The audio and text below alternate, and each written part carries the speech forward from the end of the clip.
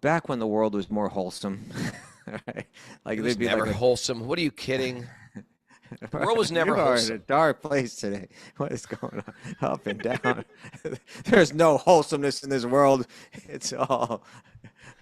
But you know, like you see like a Norman Rockwell painting, or you see like a photograph, right? And you're shown here's the husband, here's the wife. They have such a beautiful relate. Look at their kids. They have a boy and a girl, you know, and there's the family pet, the loving, you know, golden retriever or whatever, you know, is there. And this is the look how perfect this is. Look how they're each surrounded by varieties of love. You know, if you're the husband here, you have a beautiful wife. You enjoy your romantic affairs with her. You have a son that you enjoy a special type of love with. You have a daughter that you enjoy another type of love with. You even have this dog that's there just happy to be part of the family and you enjoy love with that. Look at Krishna here, right? He's got thousands of cows that love him and he's chanting their names on his mala. He loves them so much and they come running, right? On the garland that he's wearing, the aroma of his lover is still there and he's relishing that as he runs around all day. You know, he's got his arm wrapped around one of his affectionate cowherd boyfriends. You know, he's enjoying that rasa. Now continue. There's more animals going to get involved here, Raghunath. As Krishna plays his flute and sings, the music attracts the black deer's wives. Those are the does, who approach that ocean of transcendental qualities and sit down beside him. Just like us cowherd girls, they had given up all hope for happiness in family life. So even like these, the deer, the female deer, the doe, the deer, the female deer. Ray, a drop of golden sun. Yes. Look at you cheering up. Even they, you know, are renouncing to run to Krishna just as the gopis do, you know. So this is the picture that Vyasadeva paints as complete perfection in a spiritual attainment, that you can love the absolute truth, the Parabrahman, in all these different varieties of ways. It's not. This is the ultimate health right here, right? It's not merely negating the problems of the material realm. It's not merely negating the problems of material duality. It's entering into spiritual variety. And there's all varieties of love. And Krishna is the center of it all.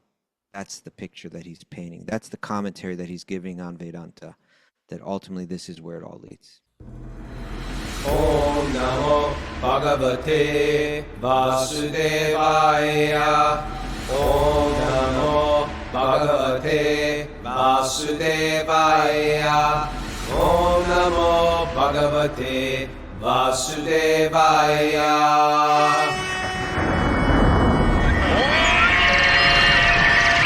Come on! From Super Soul Farm, it's Wisdom of the Sages, a Bhakti Yoga podcast with your host Raghunath and co-host and senior educator at the Bhakti Center, New York City, Kaustubha Das. Welcome to the show, everybody. It's Wednesday, August 5th, 2026, episode 1802.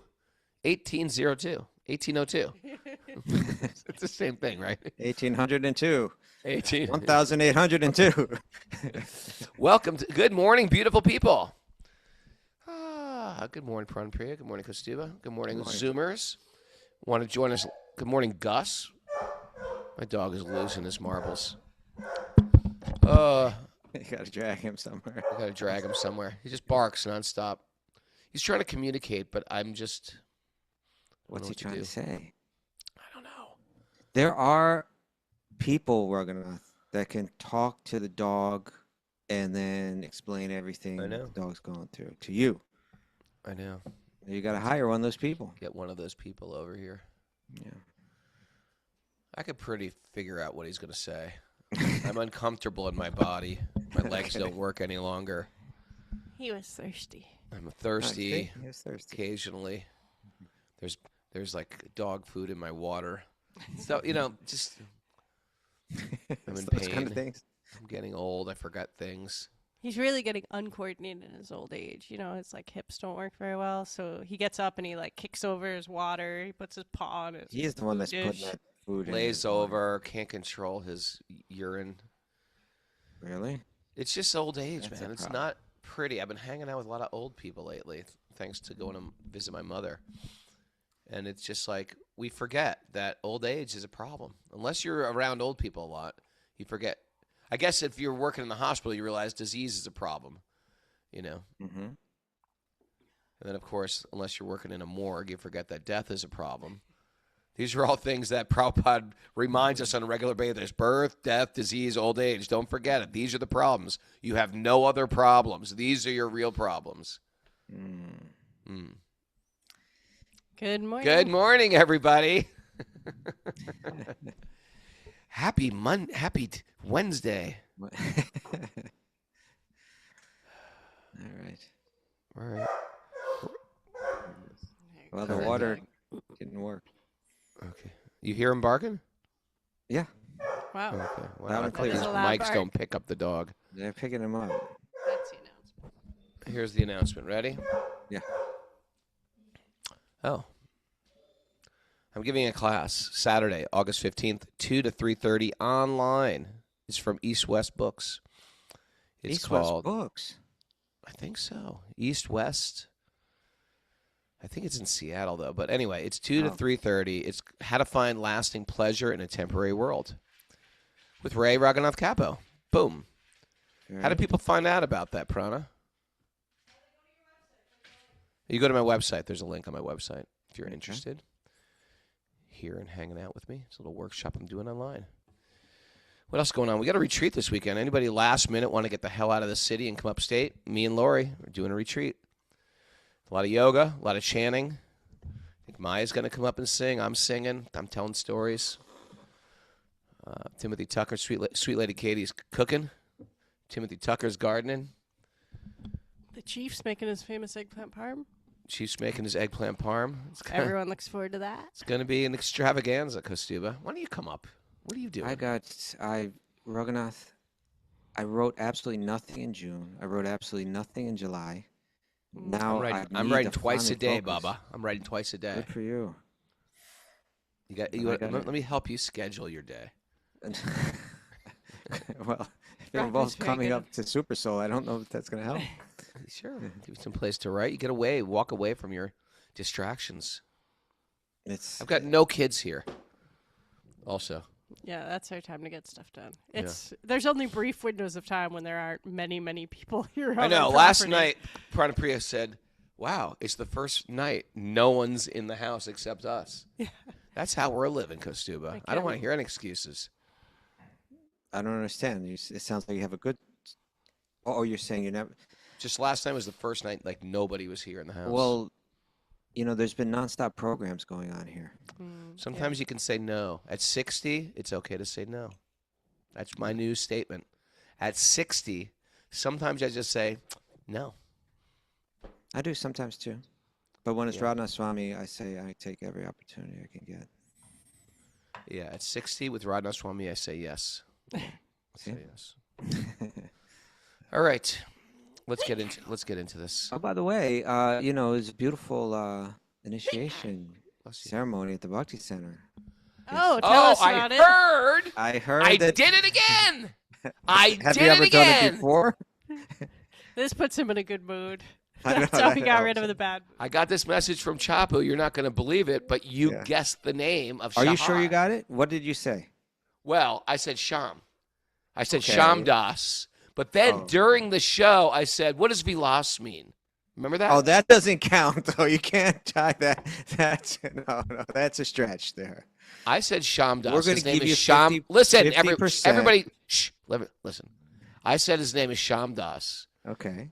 His name is Which is Shahar. half right. I said Shamdas. Yeah. And then during the show, I said, what does Vilas mean? I'm trying to find out. We say this word Vilas, and you're saying I'm going to look it up. And that's just. And then his name is Sham Vilas. Okay. Come so on. You did You're good. not going to call you did that. Good.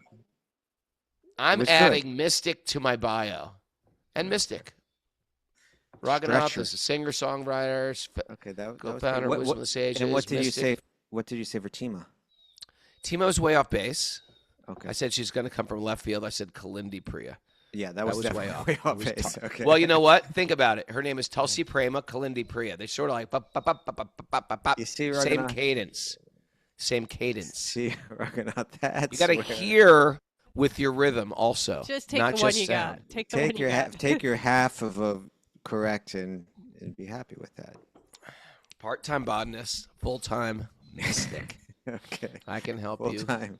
Yeah, Half. I also help people with time management. Okay. All right. We got a nugget today, Raghunath. It's an important nugget. I want you to take it in. I want to hear your thoughts on it. Okay? Why is the dog still in the house, Prana? We can't He's hear like, the dog now. I know he's not barking yet. He's just like going, like he's about to, like he gives these preemptive barks, like. he does. He doesn't want to go through all the effort. Then he gets this. He hits this. Yeah, his He hits pitch. this pitch that could shatter a champagne glass. All right, let's get into our nugget. All right. Where's this nugget from? Research from the Cigna U.S. Loneliness Index, a major national survey conducted in partnership with Ipsos, one of the world's largest market research firms. That's where it comes from. That's where it's coming from. Okay. Yep. The 2020 report surveyed over 10,400 U.S. adults using the UCLA Loneliness Scale. The UCLA Loneliness Scale. It's a gold standard academic instrument for measuring loneliness, developed at UCLA and used in peer-reviewed research worldwide. Okay. Here's our nugget. Nearly 3 in 5 Americans say no one truly knows them. Oh. Do you feel that way, Raghunath? No one knows you. You don't have to answer that if you don't want. It's interesting. I think people don't know themselves. Like people are so detached, so removed from their own emotions. They don't know themselves. They don't know their desires. They don't know what they actually want. They have an idea of what will make them happy, and sometimes if they live that out, it won't necessarily make them happy. I think they never share how they feel, so all they're getting is a reaction to an emotion. Like people have sex not because they're in love. They have sex for a million other reasons than love or for wanting to have a child. They have sex because they're angry. They have sex because they're hungry. They have sex because they're furious at somebody. Same thing with eating. They eat because out of other emotions. I think we live in an age where people are so divorced from their feelings, their emotions, what they actually want, what will make them happy. And so when people say, people don't understand me, people don't know me, yeah, because oftentimes we never express it ourselves. Sometimes it's good just to write it down. When I used to do recovery meetings, it was like sometimes they say you got to share even when you don't want to share. And when you share when you don't want to share, just stuff sort of just comes out. And we're not used to sharing.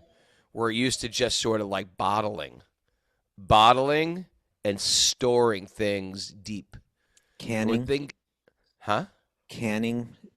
Canning. Yes, Jarring. canning is an art. Mason Yes, jars. I can teach you how to get mason jars. Boxing. Saving for the apocalypse. But we Sealing keep it stuff. in We Ziploc keep bags. stuff. We keep stuff underground, just like the Koreans.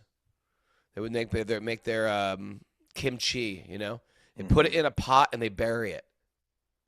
We're taking our emotions and we're burying it. You know what happens when you bury it, Kaustubha? Well, apparently it could Ferments. flavor. Okay. It ferments. That's what happens. Okay.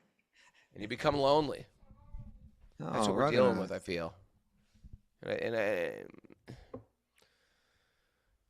feel like there's just people. I don't know. It's sad. Okay. And Well- maybe our grandparents couldn't even imagine like what's going on today. True. All right. Stuff. Well, I have a little bit more on this research here. Let's see what you got. It says that let me find it. Oh yeah, the findings were so alarming that in 2023, the U.S. Surgeon General, Dr. Vivek Murthy, declared loneliness a national epidemic, the first time in American history that a Surgeon General had issued forth a formal advisory on loneliness.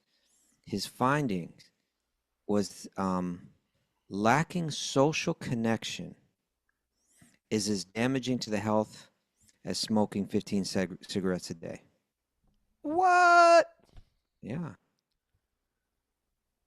Yeah. So this means that if nearly 3 in 5 Americans say that no one truly knows them, that means like the large majority of Americans feel like there's not even one person on the face of this earth. Are we the podcast that just tells bad news? What's No, going we're on not. today? But they feel that there's not one person that really understands my heart. You know. Now, we've talked about that Harvard study. You remember that Harvard study? No. They did 75 years of research tracking hundreds of people from youth to old age, and they asked them to summarize what the data showed about happiness. And they found that the single most powerful predictor of health, happiness, and longevity was not wealth.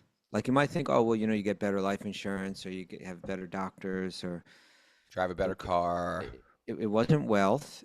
It wasn't success. It wasn't even diet or exercise. It was the quality of relationships. People with warm, close relationships lived longer, stayed healthier, and had slower brain deterioration. And so George Valiant, who was like the lead director of that study, when he was asked to summarize what the data showed about happiness, his answer was 3 words: happiness is love. Interesting, right? Yeah. And when we look at we obviously we're reading all these chapters about Krishna now. I don't know about you, Raghunath, but I'm sure actually I do know about you. The more that you hear about him, it just gets sweeter and sweeter. Your heart opens up, you know.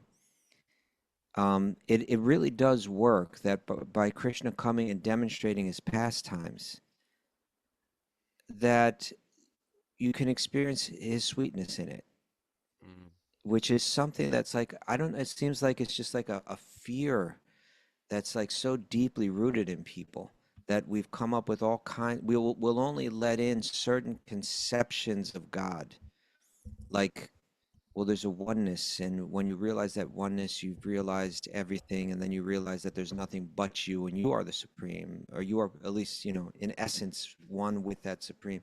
That's acceptable. But this personal conception is due to whatever scars that we have, due to whatever issues that we have. It triggers us. It scares us. But what I draw from this is that the self by nature is a rational being, or a relational being. That by nature we're meant to connect with other. It shows that we become healthy when we have warm relationships. We become unhealthy when we don't. It's not like that study showed that, like, when the healthiest people are the people that just get away from everyone and are secluded. It have found some kind of peace like that. It's saying that those that have warm relationships are finding that. And so there's something to that. In Vedanta, essentially, there's 2 approaches. The Advaita Vedantins are saying that material love is subject to duality, and duality, it always causes pain. It's up one moment and down the next, or it's all subject to time and loss. Therefore, all form is problematic, all relationship is problematic. The solution, that it's not that diagnosis isn't accurate. Material happiness based on form and any kind of material duality does ultimately lead to loss. But their prescription, therefore, remove yourself entirely from duality and therefore from relationship, is kind of throwing the baby out with the bathwater. It's not recognizing that there is such a thing as transcendent relationship. And the problem isn't love, but the problem is a misidentification of the central object of that love, that there's a transcendent object of love. And when one connects with that, then one not only gets this kind of like material well-being that's being discussed in the Harvard thing, but one can actually achieve eternal spiritual fulfillment, completeness. And so these, we're reading this beautiful chapter now. The gopis, during the day, what are they doing? When Krishna's out taking care of the cows, they're talking about him, and they're relishing all of his beautiful, loving qualities. And in this way they're fulfilled, this way they're connected.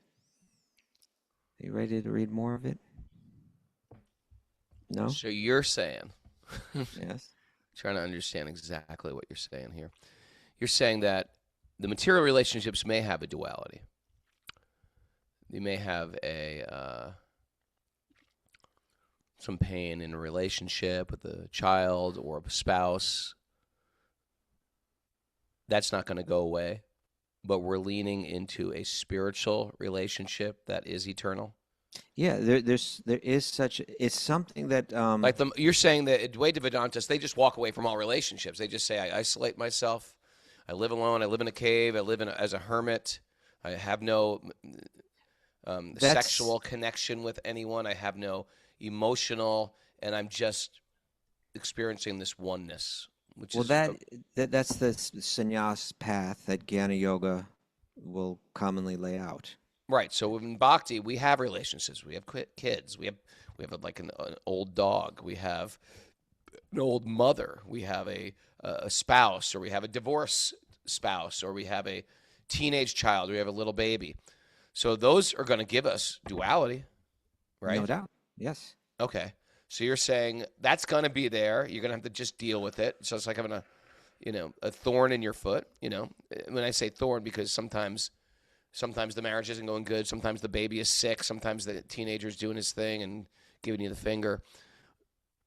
But we lean into an eternal relationship. Is that what you're saying? That such a thing can exist. That possibility hasn't been fully explored by the Advaita Vedantin.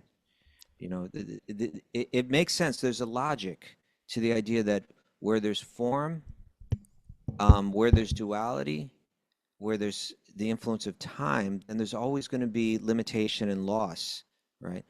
That makes sense, but only within the material realm. Because their experience of form is within the material realm, they identify form as material. But could you stretch your imagination a bit, or open your mind up to how Vedanta speaks, how the Upanishads speak, how the commentaries on the Upanishad, like the Bhagavatam, speaks, or how the Bhagavad Gita very clearly speaks, where Krishna is saying, it's several times in Bhagavad Gita, he's going to say, they don't understand my Param Bhavan, my superior nature, my supreme nature, right? We think form must be limited. No. He has a form that's not bound by time. He has a form that everything emanates from. It's an entirely unlimited form. It's his achintya shakti. It's something that is inconceivable. That this is where the Upanishads begin, where Isha Upanishad begins, right?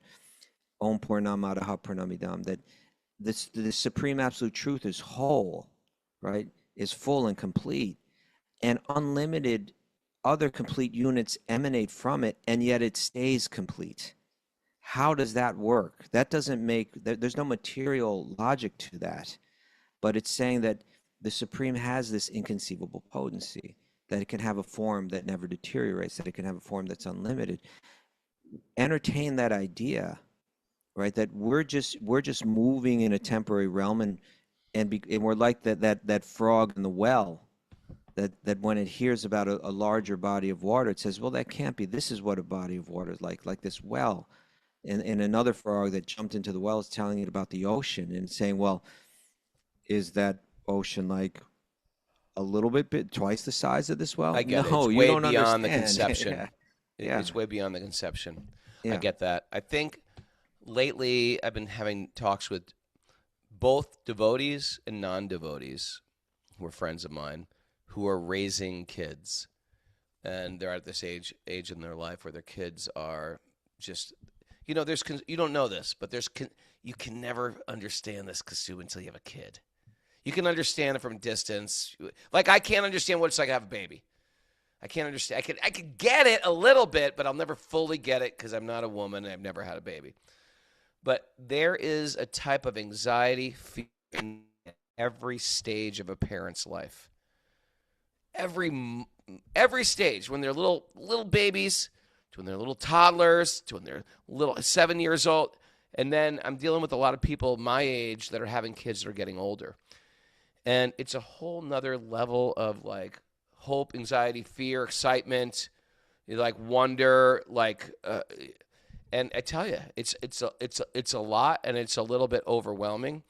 And the ones who are devotees, though, even after all the exhaustive fear that goes into this, there's an ability to say, you know what?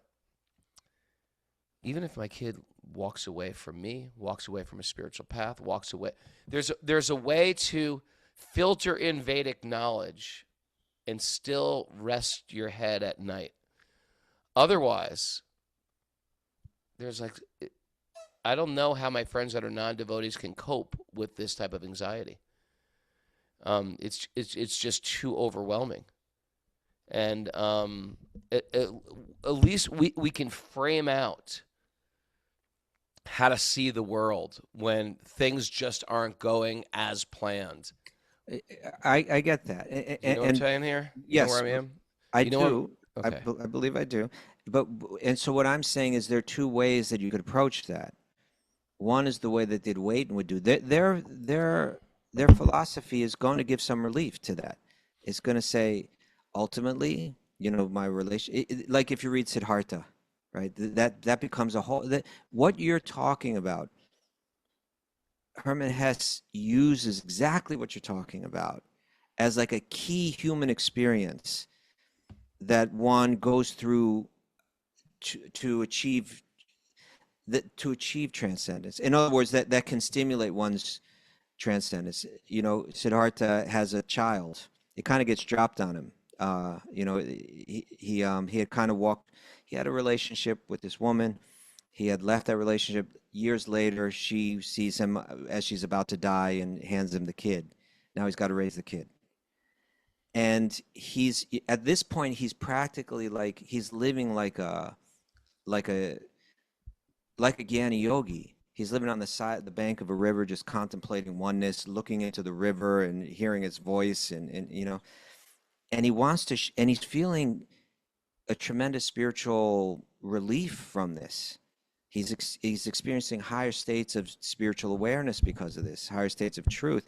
He wants to share that with the kid. And the kid absolutely hates it. And the kid hates living like a little sadhu, and the kid can't stand it. And the kid runs away, and he runs and tries to bring the kid back. And the sadhu that they're living with is just kind of, being quiet and waiting for him to kind of realize what the world is teaching him, that this isn't your kid ultimately. And that, and that these kind of relationships cause suffering until you can let go. So like there's truth in that. And that can help like give one some freedom from overwhelming anxiety that material relationships cause us. But what I'm saying is there's also another way to approach it. And that is to see everything in relation to that person, right?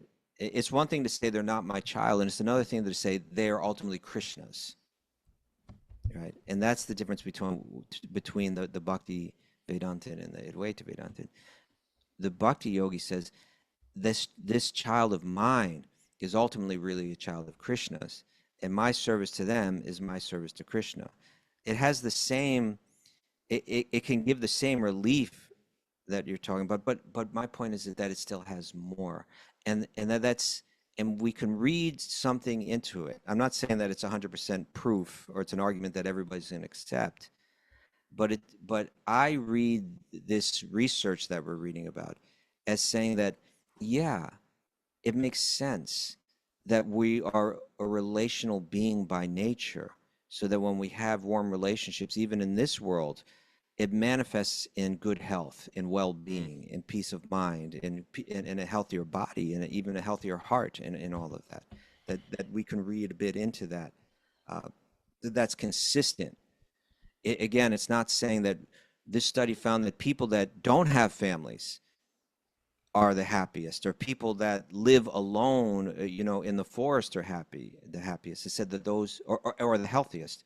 It said that those that have warm relationships, real connection, that aren't feeling that there's nobody in this world that understands me, that feels like I have such close relationships naturally that of course people understand me. It's not even something on my mind. As you were saying in the beginning, I feel free to open up and share my heart, and I understand them and they understand me, and we feel a warm connection.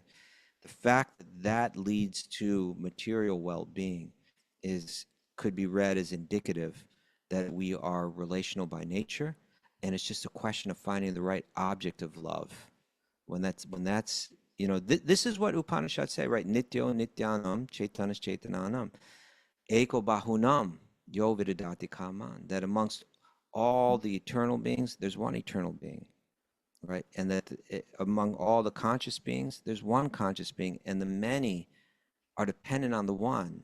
You have there's a duality in transcendence.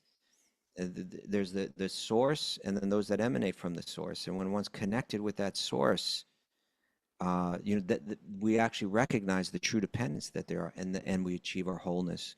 We experience our wholeness and our well-being. So I'm just sharing that I feel that this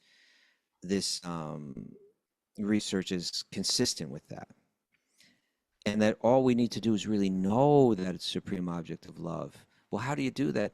You read the verses that we're reading in the 10th canto of Bhagavatam. Ideally the heart opens up. Is that all right?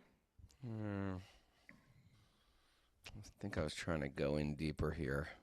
Well, go. I think we're going deep on two levels. I'm going in a practical way here. You're going in a philosophical way, and there's a disconnect we're having today, you and me, Kaustubha.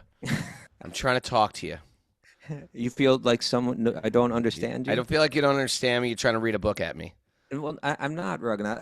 If you want to cry on my shoulder, I can say, hey, but that's not what we're doing right now. We're discussing this nugget, right? So I'm just sharing with you. Maybe I'm just trying to put whatever I'm going through into the filter of this nugget. Yeah. And you're trying to give me the nugget, and I'm throwing this nugget right back at you. But I'm here for you, Baba Ganoush.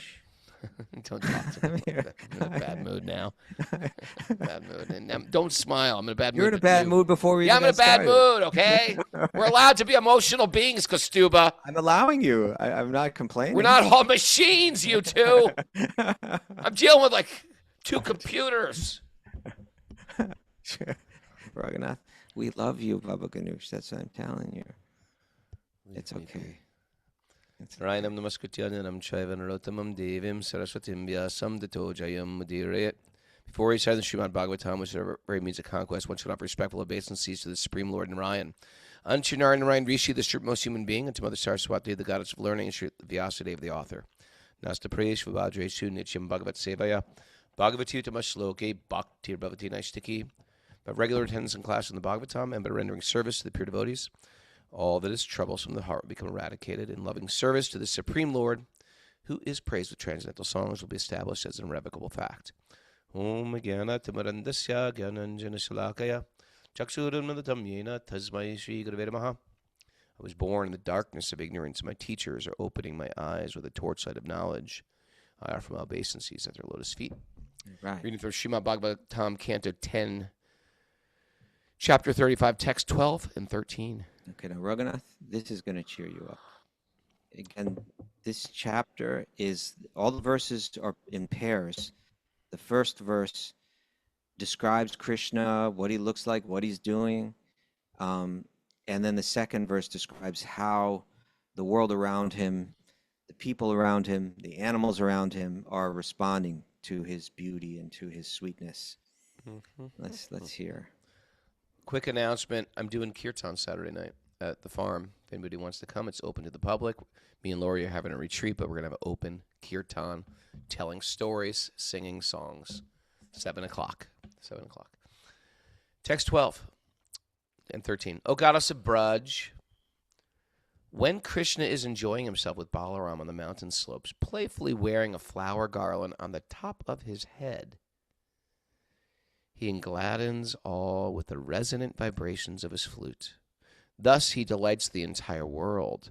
At that time, the nearby cloud, afraid of offending a great personality, thunders very gently an accompaniment. The cloud showers flowers onto his dear friend Krishna and shades him from the sun like an umbrella. O pious Mother Yashoda, your son, who is expert in all the arts of herding cows, has invented many new styles of flute playing. When he takes his flute to his bimba red lips, he sends forth the tones of the harmonic scale in variegated melodies. Brahma, Shiva, Indra, and other chief demigods become confused upon hearing the sound. Although they are the most learned authorities, they cannot ascertain the essence of that music. And thus they bow down their heads and hearts. Why don't you read the commentary to this one? The words Tattvasutta Sati, your son, O chaste lady, clearly indicates that at this point Mother Yashoda is amongst the young gopis as they earnestly describe Lord Krishna's glories. According to Vishwanath Chakravarti Thakur, among the demigods headed by Lord Indra were Upendra, Agni, and Yamaraj. Among those led by Lord Shiva were Katyayani, Skanda, and Ganesh. And among those led by Parameshti, Lord Brahma, were the four Kumaras and Narada. Thus, the best collective intelligence in the universe could not definitively analyze the enchanting musical arrangements of the Supreme Lord. As Krishna strolls through Braj with his lotus petal-like feet, marking the ground with the distinctive emblems of flag, thunderbolt, lotus, and elephant goad. Those are the markings on Krishna's feet. He relieves the distress of the ground. He relieves the distress the ground feels from the cow's hooves. As he plays his renowned flute, his body moves with grace of an elephant. See, we don't see elephants walking so much, so we don't even understand the grace of an elephant. Stride. Thus we gopis, who become agitated by Cupid when Krishna playfully glances at us, stand as still as trees, unaware that our hair and garments are slackening. Again, it's yet another day where we hear that just seeing Krishna makes their garments slacken. Not only that, Krishna, when they see Krishna, can you just see? I mean, the only thing we can do is just see a puny reflection in this world. If you see someone who's very beautiful and you're like, oh, like you like stop and gawk, and what's that called? Ogling somebody, just staring at them. So the cowherd girls are like this. They're seeing Krishna and they're like stunned by his beauty. But in the material world, that creates a type of material lust. Like can't have, frustrated, or I'm going to go ask her out or something, whatever it is. In the spiritual realm, when you're looking at Krishna and you're seeing that lust arrives in the heart, it actually makes you Krishna conscious. And even if you were to go up and Krishna walks by or Krishna goes away, the lamenting, oh, where did he go? Or he flirted with me. All of it brings you higher to states of ecstasy. It's different than material lust. They use the same idea of Cupid, meaning shooting arrows in the heart to make you fall in love. But this is the love. This is the higher love that the jiva's heart is looking for, the soul's heart is actually looking for. You can read the commentary to this, please. Here, Mother Yasoda is no longer in the company of the gopis, who are confidently describing their conjugal attraction to Sri Krishna. It is clear from the comments of Jiva Goswami and other masters that the statements in this chapter were made at various times and places. This is natural, since the gopis were always absorbed in thoughts of Sri Krishna day and night. So the previous verse, the gopis were speaking to Krishna's mother, and they were saying, hey, these are the things that we see during the day when you're not around, as Krishna's playing his flute, and the demigods are trying to figure it out. They're so blown away that his music is just so stunning and magnificent and inconceivable that even the demigods, the the best collective intelligence in the universe, can't make sense of what is this glorious music. Now they're talking about Krishna playing his flute, and they're so blown away by it that they're unaware that their hair and their garments are slackening, right? It's just like they're this is something that they're sharing amongst themselves. So it's just kind of showing that understand the nature of this chapter, snapshots, gopis over here, now gopis over there, now gopis are speaking to Krishna's mother, now gopis are talking amongst themselves. Now this next verse, or pair of verses, Raghunath. Now Krishna is standing somewhere counting. Hold on. I just want to say you didn't let me finish my sentence. Take a breath. I think you take a breath. Oh God, you're so. Take a breath. What do you mean by that? Take a breath. Take a breath. Slow down. You take for a breath. I have. I'm fine. I'm not the one that's rushing through. I was just trying to tell you that I was thinking that this verse, it might really cheer you up right now. This is very beautiful, Raghunath. Okay? This image right here. Now Krishna is standing somewhere counting his cows on a string of gems. Isn't that beautiful? Krishna's just chanting japa on a string of gems. And what does he chant? He chants the names of his cows. Isn't that interesting? He's calling them all to come home in the evening. I want to get some mala beads of gems. Wouldn't that be cool? Why is that funny? It's just that's what you take from this, that it's talking about Krishna's love for every single cow. There's not one cow that's going to miss out, that's lost in the herd. There's not one cow that feels like I'm not known. Nobody knows me. Krishna doesn't even know my name. No. He's calling in every single cow, Raghunath, and he's even got some beads to do it.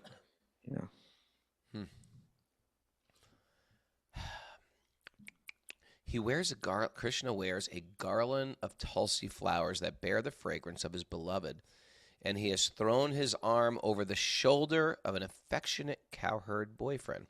Dude, look at now, him. if you've never been to Vrindavan, and maybe you've seen a Tulsi plant, like a little Tulsi, generally in America, especially where we live, you see a little Tulsi plant. Sometimes you see a bigger one, but generally a lot of small Tulsi plants.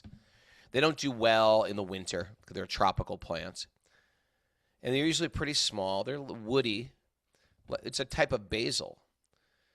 Okay. But until you go to Vrindavan, where you see Tulsi garlands, it's almost unbelievable. The first time you see a Tulsi garland, right? Prana, come on. Yeah. Say something. Yeah, say. She's off camera and she's knitting. She's saying, "Oh yes, unbelievable," but not with the enthusiasm I had or was hoping from her. If you go to me, I can help with that. Well, you. It's unbelievable. Those garlands. It is unbelievable. Are huge, a Tulsi garland? Fragrant. Yeah, I was like, where did they get all these Tulsi leaves from? And there's thousands of them.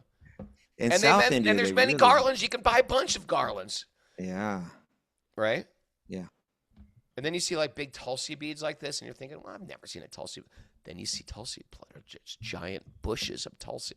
It's unbelievable. And you ever wonder, there's so many devotees now. It's like, where are they getting all these Tulsi from? Ever wonder like that? It's like, then you start wondering, are these real Tulsi? Are the Tulsi wallas, these guys who sell Tulsi, where are they getting these Tulsis? Are they using Tulsi? Ever wonder like that? Are they just finding some random plant that looks a little like Tulsi? And I worry more about Gopi Chandan. On my deathbed, I'll be like, oh, Tulsi, save me. And I'm doing it to pine. Oh, pine tree. That's what I worry about sometimes. I stay up at night, think about these things. If I die tonight, is this actually Tulsi? Or am I like praying to pine? Did you ever think about that? Do you guys think about anything else? I worry about Gopi Chandan. I mean, how much of this stuff is around? Gopi Chandan is different than Chandan. Well, that's what I'm saying. Gopi Chandan. How much of this are they digging out there? Is there an unlimited supply of it? Oh, you think? Okay, I like the way you're thinking now. Right. You're questioning these things. Thank you. But Raghunath, I just... another thing to think about is, I think traditionally when they make mridungas, they make them out of like the cow leather They do. from cows that have died naturally. that There's would be mridungas true. going out throughout. You know how many Russians are playing the mridunga right now? There can't be that many cows that have died naturally that they're getting all this in a natural way. Okay. And it worries me. Okay. Could we get back to this beautiful verse that I thought was going to cheer you up, but apparently is not doing so at I'm all? agitated. Start from the beginning again, Raghunath. Start from Now the Krishna is standing somewhere counting his cows on a string of gems. That is a nice. beginning. Oh, there we go. He wears a garland of Tulsi flowers. That would wouldn't that be a beautiful painting, Raghunath? Krishna is chanting japa on gems. Yeah, and the cows are coming running. Like here comes one group of cows, and then Yeah. he chants it, the names of another, and they come running. You could AI that right now. Oh man, maybe someone should AI. Someone should do that for us. Make an AI little video for us. If you right put now. if you put in the first sentence of this and the commentary, and see what AI does with it. Maybe He wears a is garland Road of Rage Tulsi here? flowers. Everyone knows AI, not just road rage. Okay. He wears a wears- garland of Tulsi flowers that bear fragrance of his beloved. So in other words, he's embracing Radharani, and just her beautiful aroma is like, is still on the garland. And he has thrown his arm over the shoulder of an affectionate cowherd boyfriend. Look at all the love in his life, right? He loves the cows. He loves, even when Radharani's not there, her fragrance is there, and he's relishing her fragrance. Where do you see yourself fit in this picture, Kaustubha? I just want to be one of his devotees. Okay, and I which wanna way? enter- They're all his devotees. The cows are his devotees. Even the Well, that bees are will- inanimate. that will- Even the bees are animate. Even the beads are beings in the spiritual realm. That will unfold What do you by wanna be? Krishna's grace. What do you want to be? What do you want to be? I want to be whatever Krishna wants me to be most. But Not the our answer I was looking sampradaya, for. our sampradaya, our lineage, Yeah. is very inclined to glorifying the love of the gopis of Vrindavan. I know. So, So I'm I would be asking I would be you. very happy to follow in the footsteps of the Vrindavan Goswamis, and But you might have a stronger Okay. calling. whatever that calling is, I will accept as the undeserved special grace. Do you know your calling? I Do you don't know want your spiritual calling in the spiritual realm? to right now. Do I know it? Do you know it? I can't say that I know it. I'll know it when it Do you have a unfolds. hint, an inkling, Well, I suppose you could say I a have an inkling. proclivity? Yeah. You do. Well, just in the sense that, again and again, our acharyas glorifying the love as the gopis is the most pleasing, and to Sri Krishna. Mm. It's glorified in our lineage like crazy. So if that's what it is, or if in some other form I could serve that love, right? Sometimes there are cowherd boys that play a role in serving Krishna's conjugal rasa. Even some adults, right? So Anyway, these are confidential subjects. but it is said that you can in tell me offline. whatever that rasa is, however it unfolds in the spiritual realm, you feel like this is the best. I couldn't want anything more. Sure. Yeah. But again, now sometimes like we see, like, say, like back when the world was more wholesome, right? Like It was there'd be never like wholesome. What are you kidding? The world was never you are in wholesome. a dark place today. What is going on? Up and down.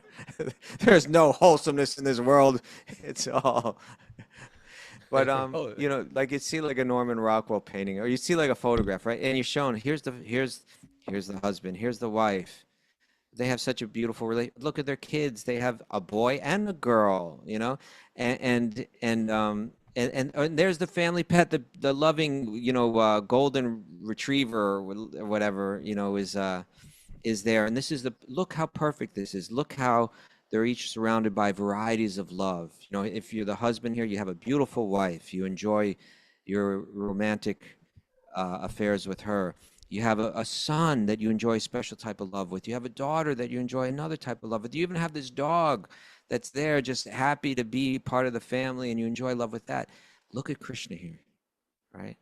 He's got thousands of cows that love him, and he's chanting their names on his mala. He loves them so much, and they come running, right?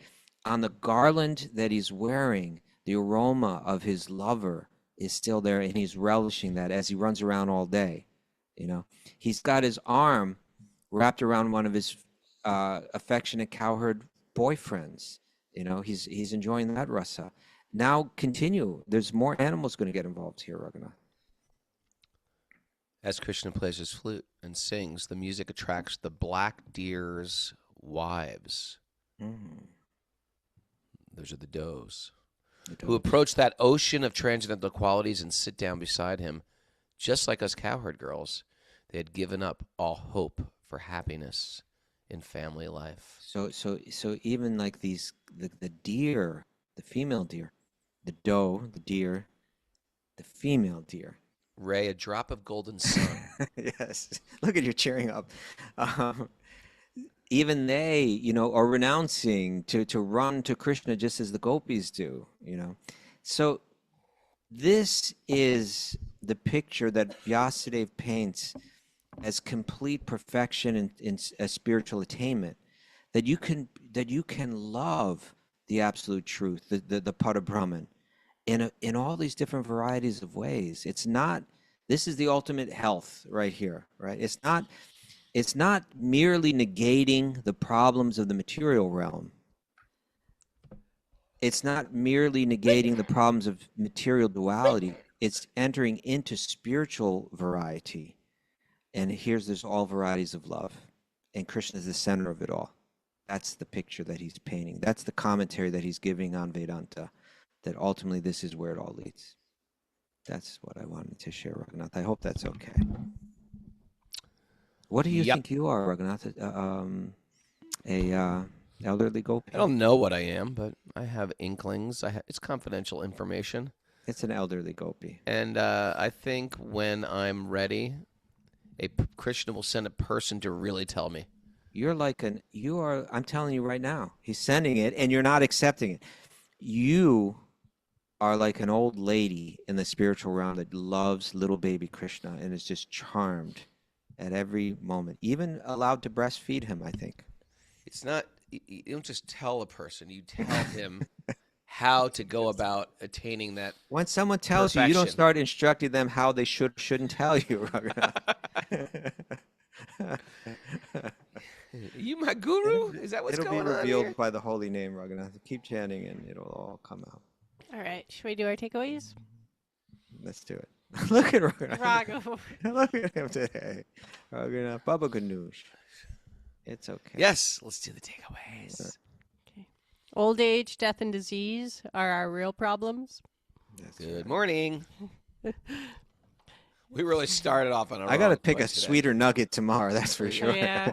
Yeah, it's a loneliness nugget. Got me right. I didn't want to hear that. I didn't really need to hear that today. No. I'm sorry. We all need community and association to fight against the tide of loneliness. Yeah.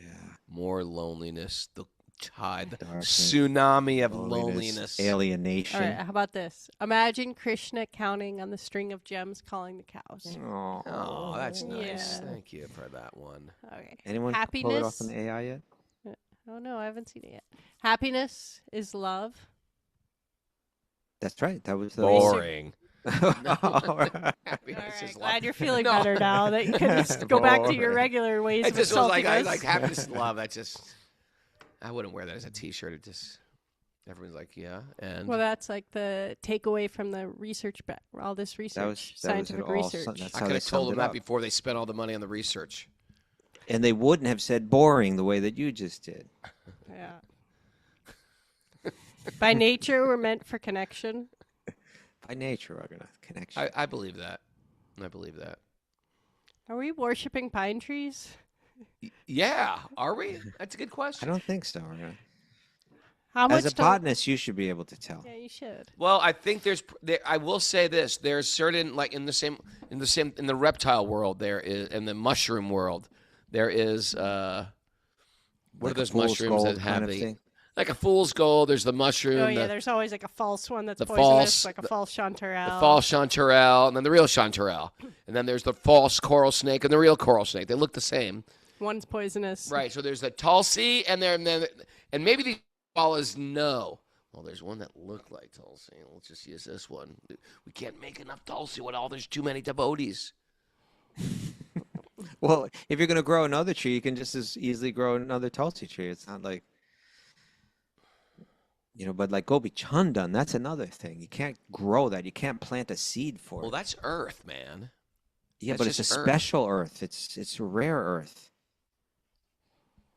I think Gopi if Chandan. you really want to get rare, sandalwood paste itself is very rare. What about guru? Very what rare. about Radha Kund Tilak? Where's that all coming from?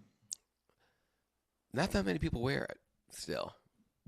It's Still, not like one it's little like Kund. it's a thing. It's a local thing. But it will become. Should we go back to our takeaways now? I like to have this argument more.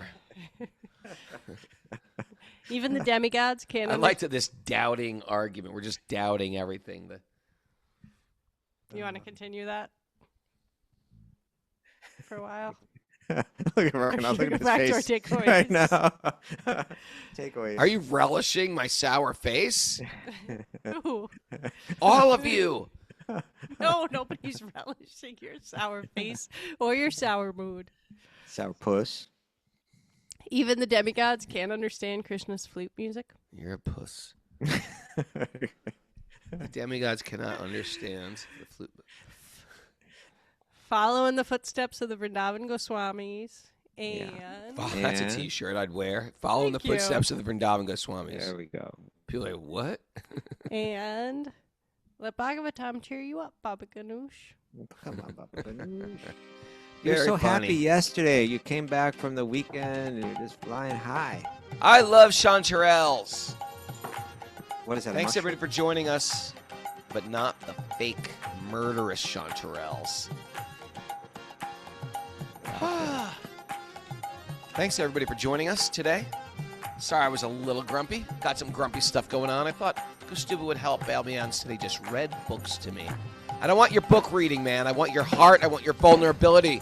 I want your sincerity, your honesty. I want you to bear witness. Bear witness? What does that mean? Hold Bear space. witness. I'm Hold hearing Hold you out. space I was for holding me space. so I can just bawl. Go for it. Paul. I'm a baller. I'll hold it in. He's cheering up. Hare Krishna.